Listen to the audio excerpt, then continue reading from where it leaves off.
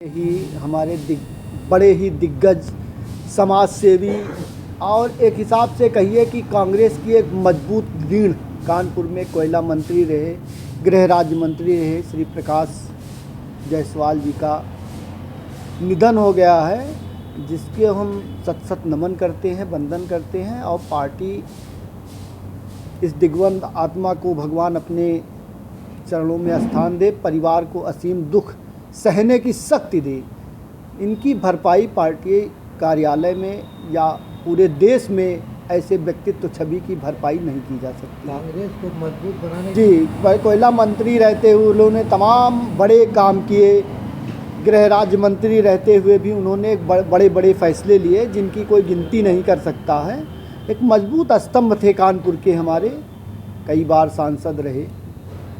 उनको हम लोग आज बहुत नमन करते हैं, याद करते हैं। उनकी कमी पूरे जीवन जो है पूरी नहीं हो पाएगी पार्टी के लिए, और कहीं ना कहीं हमारे भी बहुत करीबी रहे हैं। कई बार हमारी मुलाकातें हुई हैं, हमारे सुख दुख के साथी भी रहे हैं। तो हम उनको फिर से श्रद्धा सुमन अर्पित करते हैं और उनकी भरपाई कभी अपने जीवन में नहीं हो पाएगी। आधार कार्ड देखिए, 2007 में कांग्रेस गवर्नमेंट ने 8 में लॉन्च किया था, तो भारतीय जनता पार्टी ने इसका खुलकर विरोध किया था।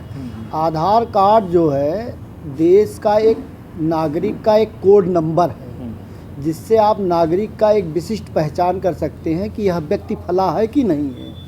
सरकार जो भारतीय जनता पार्टी है उसका एक ही मकसद है, फूट डालो और शासन करो। सत्ता में बने रहने के लिए जनता को किसी ना किसी मुद्दे पर उलझाए रखिए, जनता उसमें परेशान रहेगी। सरकार से किसी मामले में क्वेश्चन नहीं करेगी, सरकार के खिलाफ उसके पास मौका नहीं होगा। कभी SIR के नाम पे परेशान है था, अब तक SIR जो एक निर्वाचन वेरिफिकेशन था, और आज निर्वाचन आयोग के अधिकारियों ने भी कहा कि जो मैंने सुना कि निर्वाचन में आधार की कोई मान्यता नहीं है, ये नागरिकता को प्रमाणित नहीं करता। तो यह सरकार बताए कि नागरिकता क्या प्रमाणित करेगी, कैसे देश का नागरिक अपने आप को जो है नागरिक घोषित करेगा। इस सरकार का एक ही मकसद है कि भारत के जो मूल निवासी हैं ये इसी में उलझे रहें, धर्म मजहब के नाम पर, हिंदू मुसलमान के नाम पर, सिख ईसाई के नाम पर। जो भारत की एकता अखंडता है, जब भारत में मंदिरों में पूजा होती है, मस्जिदों में अजान होती है, गुरुद्वारा और चर्च में जब एक साथ प्रार्थनाएं होती हैं, तो बाहर का मुल्क कहता है ये हिंदुस्तान है, ये हिंदुस्तान है। इस एकता अखंडता को तोड़ने का काम भारतीय जनता पार्टी सरकार में रहकर करना चाहती है। किसी न किसी मुद्दे पर जनता, आप लोग प्रेस के मीडिया के हैं, अक्सर देखते होंगे कोई ना कोई नई योजना ले आती है जिसमें जनता केवल लाइन लगा के खड़ी रहती है। जब देश आज़ाद हुआ हमारा, तो शिक्षा की बहुत अच्छी व्यवस्था हमारे देश में नहीं थी, खान पान की भी व्यवस्था नहीं थी।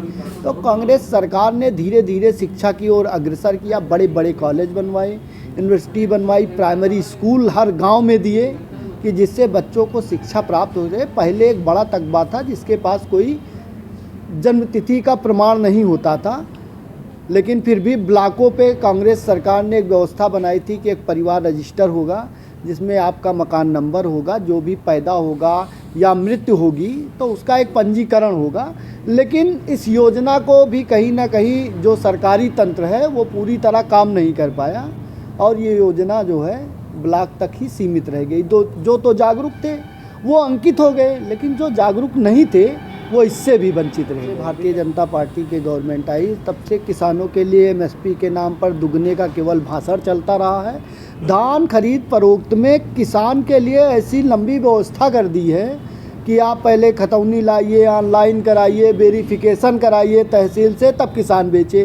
देखिए, किसान जब धान काट लेता है तो तुरंत उसको बुआई करनी रहती है, उसी में शादी विवाह का सीज़न चलता है, उसी में बच्चों की फ़ीस देनी रहती है। तो बड़े उद्योगपतियों से सरकार का और सोसाइटी का एक साठ गांठ रहता है, क्योंकि बड़े उद्योगपतियों से गवर्नमेंट को चंदा लेना है।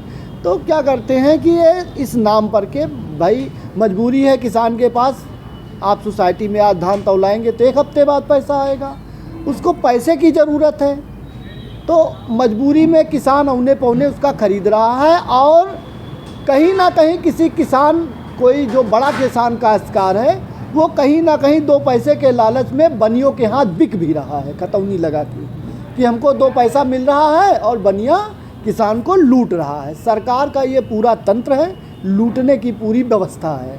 बिचौलिए जैसे बिचौलिए धान किसान से खरीद रहे हैं 1500, 1600, 1800, जैसा मौका पा रहे हैं। लेकिन मैं सरकार से कहूँगा, जब एक रेट निर्धारित है मार्केट में, तो चाहे वो बनिया खरीदे, चाहे वो आढ़त खरीदे, चाहे जो खरीदे, उस रेट को पूर्णतः लागू किया जाए, सख्ती से किया जाए। अगर जो बनिया कम पे खरीदता है उसके खिलाफ कार्रवाई की जाए, क्योंकि अनाज बेचने के लिए बनियों के पास एक लाइसेंस होता है, और जिनके पास लाइसेंस है उन्हीं को खरीद का अधिकार दिया जाए। तो जब तक सरकार इस मंशा से नहीं काम करेगी, किसान की आय कभी दुगनी नहीं होगी। धान खरीद ही नहीं, धान खरीद, गेहूं खरीद, जितने भी मोटे अनाज हैं, इन खरीदों में घपलेबाजी चलती रहेगी, क्योंकि 12-15 साल से भारतीय जनता पार्टी की सरकार है। मंत्रियों को पैसे चाहिए, आओ भगत के लिए रोज़ आ रहे हैं, जा रहे हैं, तो उनका पैसा कहाँ से आएगा? मोटी पार्टी चंदा कैसे देगी? आप बताइए। तो बनियों के लिए पूरा काम ये सरकार कर रही, किसान के लिए कोई काम नहीं सरकार की। आपकी कांग्रेस पार्टी हमारा जो विपक्ष का काम है, हम जब सरकार में थे, हमने किसानों का देखा कि किसानों की हालत पूरे देश में बहुत जर्जर थी, कर्ज से डूबे थे। तो माननीय मनमोहन सिंह जी ने एक ही कलम में 72,000 करोड़ रुपए किसान का माफ़ कर करके किसान को रोजी रोटी और फिर से एक युद्धता का स्तर पर जीने का अधिकार प्राप्त किया। और इस सरकार ने क्या किया बताइए आप? किसानों के लिए इस सरकार ने किया, कहीं 10 रुपये माफ़ किया, उद्योगपतियों का कर्जा माफ़ हो रहा है, अडानी का, अंबानी का, तमाम बड़े उद्योगपतियों का कर्जा माफ़ हो रहा है, लेकिन किसान के लिए कहीं 10 पैसे की व्यवस्था इस सरकार में नहीं है। केवल किसान के नाम पर धोखाधड़ी, धूर्तबाजी चल रही है इस भारतीय जनता पार्टी सरकार में।